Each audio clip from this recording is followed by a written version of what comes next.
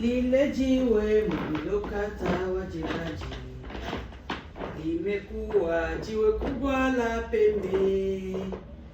Mungu Baba alimfufua kwa wafu huyu Yesu, mulimuua kumsalaba. Huyu Yesu, mulimuua kumsalaba. Haleluya! Tushukuru Mungu. Baba, katika jina la Yesu Kristo Nazareti, ninakushukuru Baba, ninasema asante kwa ulinzi, asante kwa pumzi, asante kwa uzima. Asante kwa kunionyesha mapambazuko ya asubuhi. Asante kwa kunisimamisha hapa kwa madhabahu ya dunia yote mzima. Baba, ulijua kama nitasimama hapa kwa madhabahu ya dunia yote mzima kwa siku ya leo. Kuna wanadamu wenzangu kama vile mimi, kwa saa hii wanatafuta muda mzuri kama na huu, lakini haikuwezekana kwao. Kuna wale ambao walishabadili majina, wamekusha kuwa marehemu, na kuna wale ambaye wako na pumzi, wako na uzima, lakini hawana nguvu. Baba, ninasema asante, kwa maana unanipatia pumzi, unanipatia na nguvu.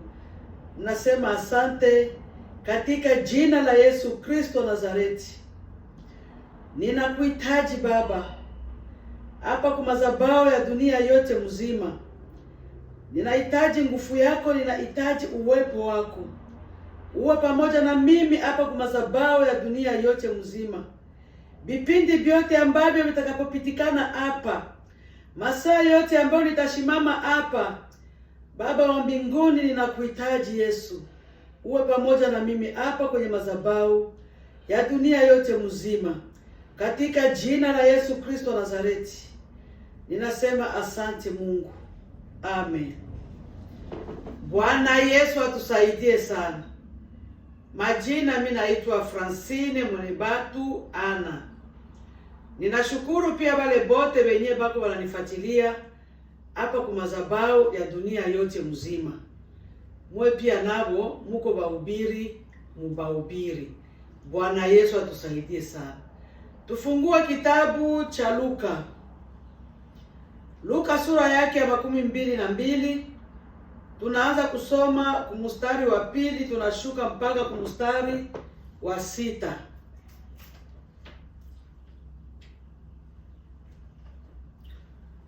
Luka mstari wa 2 inasema hivi. Tusome kwa jina la Yesu Kristo. Na wakuu wa makuhani na waandishi walikuwa wakitafuta njia ya kumuua, maana walikuwa wakiogopa watu. Shetani akamwingia Yuda aitwaye Iskariote, naye ni mmoja wa wale tendashara. Akaondoka akaenda akasema na wakuu wa makuhani na majemedari jinsi atakavyoweza kumutia mikononi mwao. Wakafurahi, wakapatana naye kumupa fedha. Akakubali. Akatafuta nafasi ya kumsaliti kwao pasipokuwa mkutano. Bwana Yesu atusaidie sana. Tuombe Mungu. Baba mtakatifu, unaika mahali pa kuinuka. Baba, ninasema asante kwa ajili ya neno hili. Ili neno Baba uipake mafuta ya Roho Mtakatifu. Kila wowote ule ambaye atakaposikia neno hili, ili neno limujenge, likae ndani ya moyo wake, aitafakari usiku na mchana. Na mimi pia Mungu ambaye niko na neno hili, mimi niwe chombo tu, lakini wewe Baba wa mbinguni uwe maneno ndani mwangu. Katika jina la Yesu Kristo ninaombea neno hili, amen. Bwana Yesu atusaidie sana. Somo letu la leo ni ile siku yenye Yesu alizaliwa. Njo siku yenye balianza kumutafuta bamuue. Ile siku yenye Yesu anazaliwa, njo siku yenye balianza kumuwinda bamukamate bamuue, lakini haikuwezekana kwabo. Na haikuwezekana kwa sababu ya nini? Haikuaseme mama yake na baba yake bali muchunga njo kwa maana habakumkamata bamuue. Hapana, habakumkamata kwa sababu huyu Mungu wa mbinguni, yeye ndio mwenye anakuwaka analinda mwanadamu. Yeye ndio mwenye iko na maisha yote ya mwanadamu kumikono yake. Hata upande ushuke, kama Mungu wa mbinguni hayasema huyu mwanadamu siku zake za kukufa aziaenea, hauwezi ukamupata. Ndio maana mfalme Herode aliposikia tu ya kwamba Yesu Kristo anazaliwa na yeye ni mfalme wa wafalme dunia yote mzima, yeye ndio mwenye anaangalia na kontrole, yeye ndio mwenye iko na neno la mwisho kwa wafalme wote wa dunia yote mzima. Huyu mfalme Herode, roho mbaya ikamuingia ndani mwake, akaanza sasa kumutafutisha Yesu Kristo kusema amuue. Siye bamama na bababa tunazalaka batoto, lakini hatuyuwake siku yenye bale batoto watakufa. Tunabazalaka na banakomala, hatutayua siku yenye huyu mtoto wangu atakufa. Hakuna mwanadamu mwenye anayuwaka ile, mpaka ni Mungu ye peke njo mwenye anakuwaka anayua ile. Na kwa kweli mama wa mtoto na baba wa mtoto hawakuwake wanachunga ule mtoto. Mtoto wachungi wake na mtoto anakuwaka anachungiwa na huyu Mungu wa mbinguni, kwa sababu bale kwanza wenyewe wanakuwaka wanatuzalisha ni binadamu kama vile sisi. Hatuyuwake kama iko na roho mzuri wala iko na roho mbaya. Tunapotoka kwa maternite sasa tunaenda kunyumba, benye banakuyaka kuangalia wale watoto. Hatuyuwake kama huyu iko na roho mzuri, huyu iko na roho mbaya. Lakini huyu Mungu wa mbinguni, yeye ndio mwenye anayua kama huyu iko na roho mzuri na huyu iko na roho mbaya. Huyu Mungu wa mbinguni ndio mwenye anayua vile. Kumbe sie wazazi hatukuwake tunachunga mtoto anapozaliwa. Zaidi sasa sie wenye tulikomana, tulizaliwa na do ya kwenda najitafutia. Hautaenda kushamba wende na mtoto, hautaenda kuchuruza wende na mtoto. Unaweza enda na mtoto kushamba, lakini kule kushamba kwenye unaenda naye kule hakuna kenye utafanya, kwa sababu iko na lia, utabidi umkamate. Lakini kama unamwacha huko kunyumba huku, utafanya kazi zote zenye weye utafanya. Sasa huko kunyumba kwenye tunaachaka watoto, tunayua na wakiaka na nani? Tunayua kama anawakia na watoto wenzake, lakini mwenye anakuwaka anamchunga ni huyu Mungu wa mbinguni. Mimi nitaleta mfano ya kwangu. Batoto yangu bote nilibazala, nikaenda na tembea nabo bote. Benye nilizalia Mkongo, nilikuwa na baacha saa 10 ya usiku, mimi na baacha. Mimi naenda nachuruza, narudia tena saa 10 ya usiku. Na muacha tu na butoto wenzake, na kisi mlikuwa mnafatana. Na muacha tu pale mkiwanja tu na watoto wenzake. Lakini kwa sababu Mungu ndio mwenye anakuwaka analinda mwanadamu, hakuna mtu mbaya mwenye anaweza kukamata ule mtoto amfanye kitu kichafu, sababu huyu Mungu wa mbinguni ndio iko na neno ya mwisho kwa ule mtoto. Na ndio kwa maana wakati mfalme Herode anatafuta njia yote ya kumtafuta Yesu Kristo amuue, bikashindikana. Akaona kusema akili yake mbaya na roho mbaya yenyewe ikosha kumwingia ndani, akasema kwa kusema ni muue huyu Yesu Kristo, aba batoto bote ba miaka 2 ba mwai mwingine banaume bote ni bachinje. Akayua kama mubale batoto ndio mwenye mtapatikana Yesu Kristo. Alijidanganya. Alijidanganya kwa sababu ya nini? Huyu Mungu ndio mwenye alikuwa anamulinda Yesu Kristo. Bale batoto habana shida na mutu. Bale batoto mfalme Herode akabaua bote. Alipobaua kaona kama yeye anaresire misio yake. Kumbe hakuresire misio yake. Mungu wa mbinguni alikuwa na sinyale bazazi yake. Akisikia tetezi fulani natoka mwingine, anawaambia mnayua huyu mtoto Yesu Kristo hapo anatafutiwa auawe, na kwa sababu ya yeye batoto bote banaume ba miaka 2 batakufa. Mariamu na Yusufu wanakamata mtoto wabo, banampeleka mwingine nchi, anaishi kule.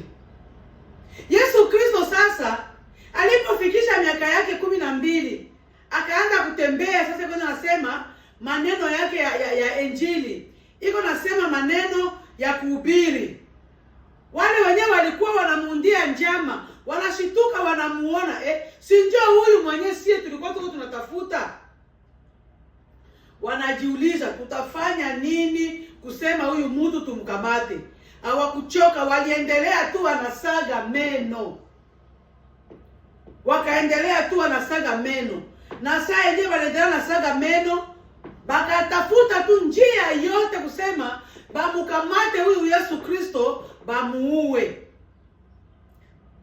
Na Yesu Kristo aliyua ile yote, lakini hakujali nabo wala kuambia chochote, hakusema chochote kile. Alikuwa na basura tu, alikuwa anawaambia kusema muko mnajangeshia bure, siku yangu 100 ya kuzaliwa hayafika, siku yangu 100 ya kukufa hayafika. Muko mnajangeshia bure tu. Yesu akaendelea na mamfere yake yenyewe ilimleta hapa chini ya jua. Anawaambia vyote vya Mungu mnafanya ni vyenu bile. Sio mapenzi yangu mie. Mapenzi yangu mie hapa chini ya jua ni kutangaza Injili, kuokoa watu, kuponya watu, kutia watu pamoja. Njoo yangu shaba yenye mimi ilinileta hapa chini ya jua. Bwana Yesu atusaidie sana. Bakaendelea banamuinda. Mwa ile kuendelea na muinda tu na kumsagia meno. Na huyu Yesu Kristo yeye halikuwa anaenda anatembea, hakukuwa anaenda ye peke. Alikuwa anaenda na korteje ya batu. Kote kwenye anapita, batu walikuwa nyuma yake kabisa. Hakukuwa anatembea ye peke. Yuda naye sasa roho mbaya ikamuingia. Akasahabu kama huyu Yesu mubatu wenye alitendea mema, na mimi pia Yuda nilikuwa ndani. Yuda yeye hakuona ile yote. Banduku, mtu yeyote ule shetani tu akimuingia ndani ya moyo, hakuwake anasabia tena mazuri yenyewe wewe ulikuwa unamfanyizia. Hakuwake anasabia ile. Shetani tu akiingia basi na natafutana kwenye ataingili. Haikuwake kwa kila neporte ki. Haikuwake kwa kila mtu njoo kwenye anakuwaka na ingilia. Anatafutaka bale benye bako mguru moya nje na mguru ingine ndani. Bale njoo benye banakuwaka, shetani anakuwaka anaingilia ndani. anaangalia huyu mtu anajificha ndani ya Yesu Kristo, lakini haiko mwa Yesu Kristo. Aba ndio benye shetani anakuwaka anaingilia hapo sana. Uniambie, huyu Yuda huyu alikuwa pamoja na Yesu popote pale kwenye Yesu alikuwa anakula naye, analala naye na anatembea naye. Siri zote za Yesu Kristo, siri zote za ufalme wa mbinguni, siri zote za hapa duniani, huyu Yuda alikuwa anayua. Huyu Yuda Iskarioti alikuwa anayua. Lakini kwa sababu shetani alimuingia roho mbaya, akasahau, akapoteza hivyo vyote vyenye Yesu Kristo alikuwa anabambia, vyote akapoteza. Shetani akikuingia, anatosheka kwanza mafikiri, mawazo ya kuwaza kusema hiki kitu mie kama niko nakifanya ni kia mubaya. Anatoshaka dhamiri safi kwanza mbele ya kusema akutumikishe mzuri. Dhamiri safi anakuwaka anaitosha kwanza. Bwana Yesu atusaidie sana. Yuda akaenda kwa wakuu wa makoani na majeshi, majemedari bote, akawakusanyisha. Ikakuwa naye kake kakundi kale kayeye kudirije. Akawaambia, mnayua mimi najua ya kwamba huyu Yesu Kristo huyu mulikuwa mnamtafuta akingaliki mtoto mdogo, lakini hamkuweza kumuresire. Kwa saa hii mutamuresire, sasa mtamupata. Bakamuuliza, kwa sababu ya nini tutamupata na tulimukosa akingaliki muloko? Akawaambia, mulimukosa akingaliki muloko kwa sababu alikuwa bado hayaanza cheza na watoto benzake, ndio kwa maana mulimukosa akingaliki muloko. Ile ni mafikiri ya Yuda. Anasahabu kama hata mtoto mdogo naye, kama Mungu alisema huyu mtoto atakuya tu chungulia hapa kudunia na kisha anarudia. Yuda ile yote hakujali na kuyua. Yuda akawaambia kusema, lakini kwa saa hii mtamupata. Na mtampata kunjia gani? Mie huyu ndio mwenye nitawapatia naye.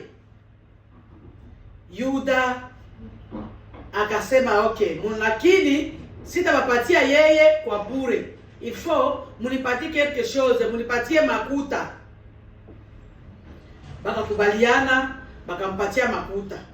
Maandiko hapa mie ainyambie kama ni makuta ngapi yenye walimupatia.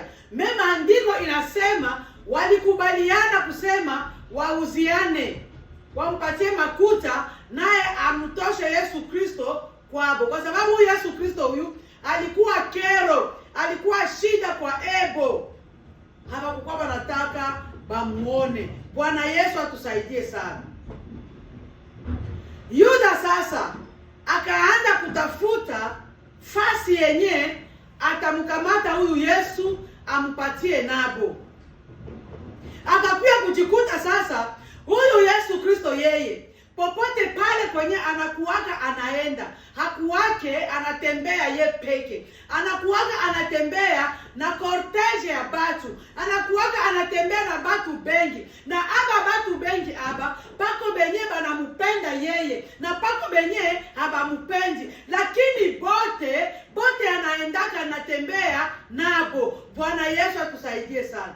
Ili jambo hili likamgeukia Yuda kuwa mgumu kwake, lakini kwa sababu huyu Yesu wa mbinguni yeye alijua siku na saa huyu Yesu atafanya nini, batamkamata na batamuua. Siku sasa ikaenea. Hiyo siku yake yenyewe aliambiliwa atafanya hapa chini ya jua miaka 30 iko hapa chini ya jua. Yesu hakufanyaga miaka ya mingi hapa chini ya jua. Alifanya tu miaka 30 hapa chini ya jua na akamaliza misio yake na akaondoka. Yuda kafikiri, akasema hapana. Aba batu aba ni parti mbili. Nikasema aseme nikabate huyu Yesu Kristo nimupatie hawa makuhani ama wengine nao wenye banampenda Yesu Kristo. Itakuwa vita moya kabambi yenye hata Mungu wa mbinguni atashindwa kuamua. Yuda akaendelea akatafutisha nafasi kwa gisi atamtosha Yesu Kristo. Ikafikia sasa muda akamupana. Na ndio vile na sisi pia banadamu tunapozaliwa tu, ile siku yenye unazaliwa na maadui wanaanza kukutafuta kwa njia moja mbili tatu kusudi bangamize roho yako. Lakini kwa sababu huyu Mungu wa mbinguni yeye ndio mwenyewe anakuwaka na neno la mwisho kwa mwanadamu. Huyu Mungu wa mbinguni yeye ndio mwenyewe anajua siku na saa yenye wewe utakufia eko. Hata walete jaribu ya modele gani, hata walete magonjwa ya aina gani, hata wapande chini juu, kama huyu Mungu wa mbinguni hayakutosha eko mikono, na anapaswa kukutosha eko mikono kwa sababu yeye mwenyewe wakati yenye anakutia hapa chini ya jua anajua ya kwamba huko hapa chini ya jua una malengo fulani, na ile malengo yako nayo hapa lazima uimalize. Ndipo maana yeye Mungu yeye anakuanga anatulinda,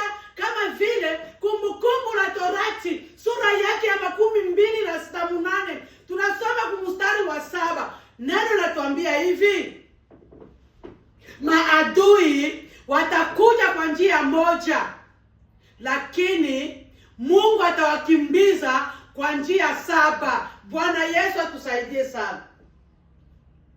Kumbukumbu la Torati 22:8 tunaanza kumstari wa 7 hapo. Tunasoma ile tu mstari wa 7. Njoo kisi maandiko yanasema pale. Wanaweza kukupangia neno, wanakupangia njama ya kusema atakumaliza, lakini huyu Mungu wa mbinguni anakuwaga anabambia hivi: mweye mumsogelee tu, mweye mkuye. Unapomfikia tu karibu tu hivi, Mungu wa mbinguni anatuma malaika wa vita. Huyu malaika Mikaeli anashusha moto wa mbinguni, anashusha mishale, anashusha mipanga. Akisha washusha ile mipanga na moto wa mbinguni, bote banasambarikana, banakimbia, banasambalana. Huyu anaenda huku na huyu anaenda huku na huyu anaenda huku na huyu anaenda huku. Banajikuta sasa betu tulikuwa tunafanya ni vitu gani? Inakuwa kama vile ni filme yenye wewe uko unaona. Unalamuka unasema mimi nilikuwa naona watu wa mingi sana bananikuia. Lakini hapo watu kwenye walipita mimi sijui. Ni Mungu wa mbinguni yule mwenyewe aliwasambaza kama vile maandiko inasema. Aliwasambaza, bakuenda huku walienda, bakuenda kule walienda, bakuenda huku bakuenda huku, bote bakasambaratika. Bana kuona hasa mwele busiku, kwa sababu shetani yeye anakuwa anatumikisha mwanadamu ni busiku. Busiku ndio saa yake yenyewe anaonaka hapa, ndio saa yenyewe na mimi hapa nitamuresire mwanadamu. Unaanza kujikuta nilikuwa naona hivi. Hii ni ndoto wala nilikuwa naona? Mungu anakuonesha vision. Anasema naona hapa watu ni 1 2 3. Kala hange nabo. Kwa sababu alitupatia roho na akili zifanye nini? Zimutumikie. Ukishaoneshewa kitu mara 2 mara 3 kwa distance. Sikukwambia aseme uache kumsemesha, wala aseme umusirikie. Hapana. Musemeshe tu na umkaribie tu, msogelee kunjia moja na ingine. Kwa sababu yeye atakuwa pale anajiuliza ndani ya moyo wake, huyu mtu ni vitu gani kabisa venye bilisababisha mie simuresire. Atakuwa anajiuliza vile.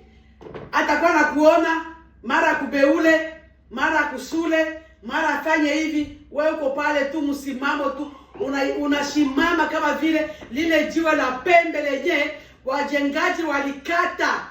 Unasimama pale imara tu. Uko pale kwa naangalia. Kwa nawaambia mweye, hamutawezaka chochote kile.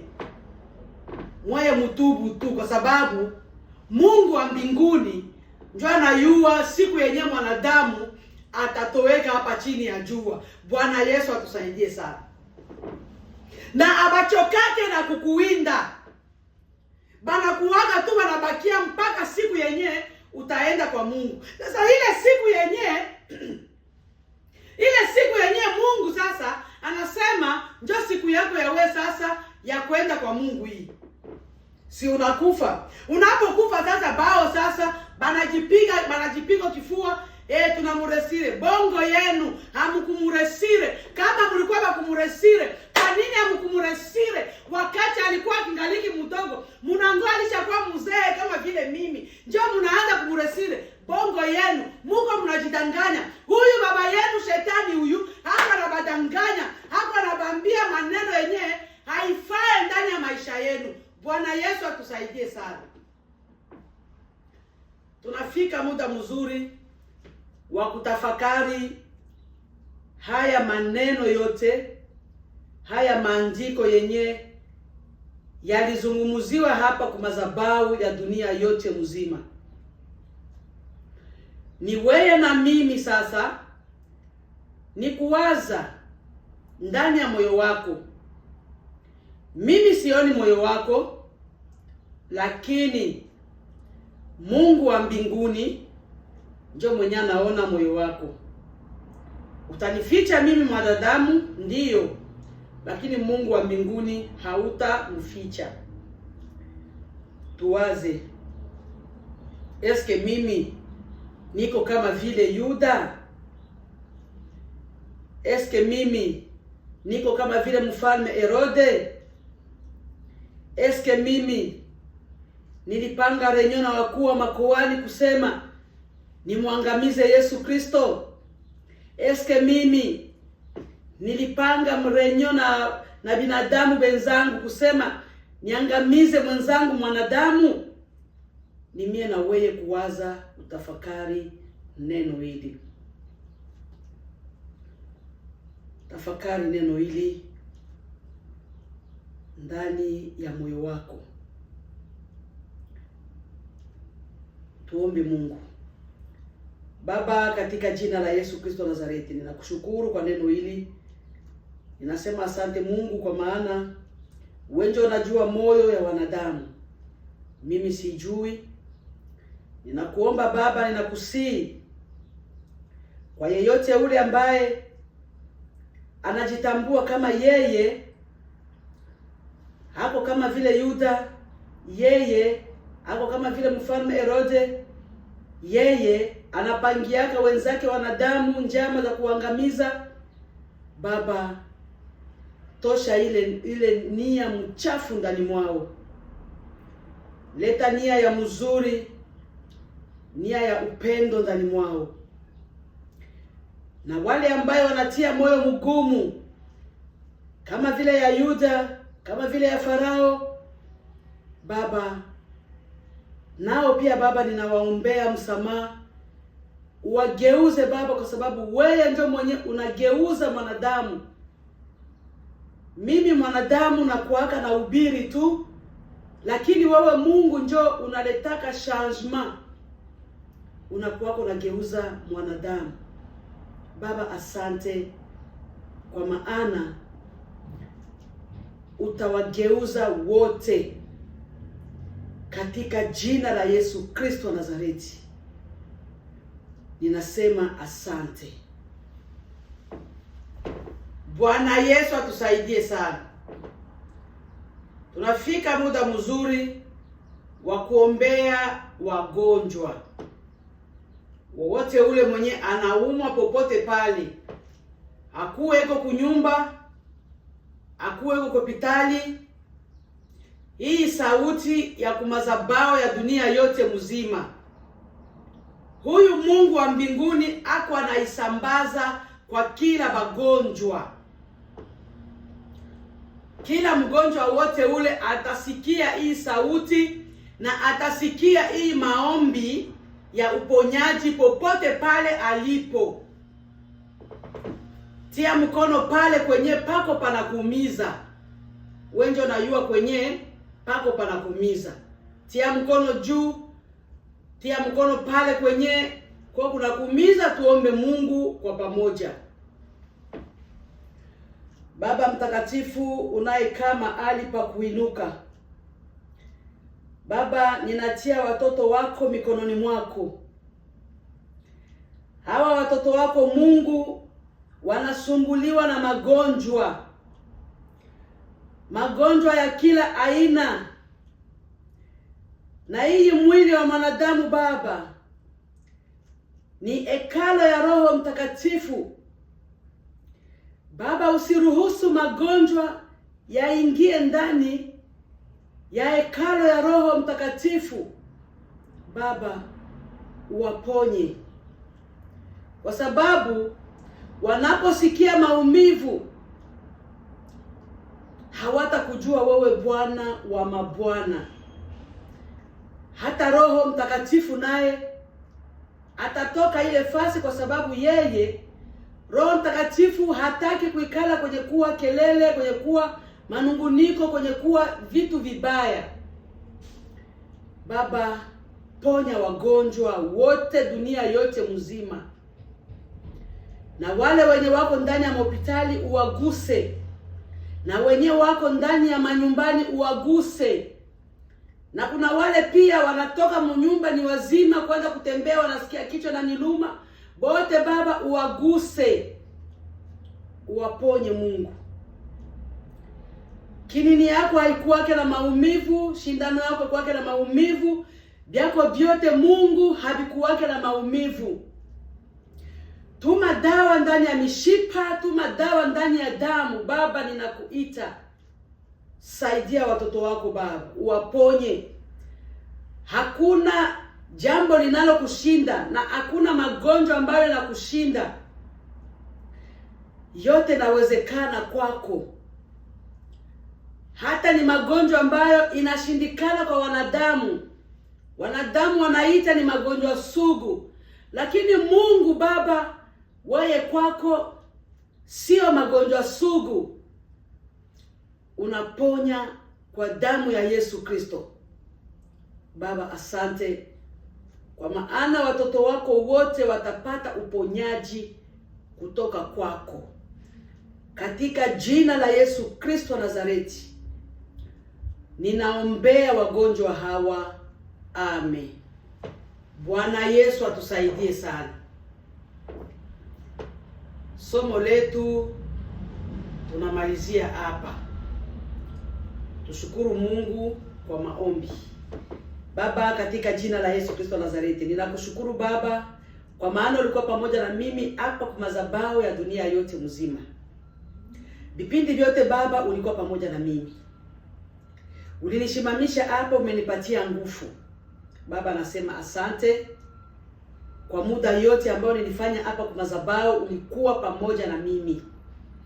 Sasa hivi tunatafuta kuondoka Baba, uwe pamoja na sisi popote pale tutakapokwenda. Wamalaika wawe mbele yetu na sisi tuwe katikati, na wamalaika wengine pia wawe nyuma yetu. Baba, asante. Ninasema asante Mungu, kwa maana ulikuwa pamoja na sisi hapa kwa madhabahu ya dunia yote mzima. Katika jina la Yesu Kristo wa Nazareti. Amen. Bwana Yesu atusaidie sana. Twende na amani ya Yesu Kristo na ushirika wa Roho Mtakatifu. Amen.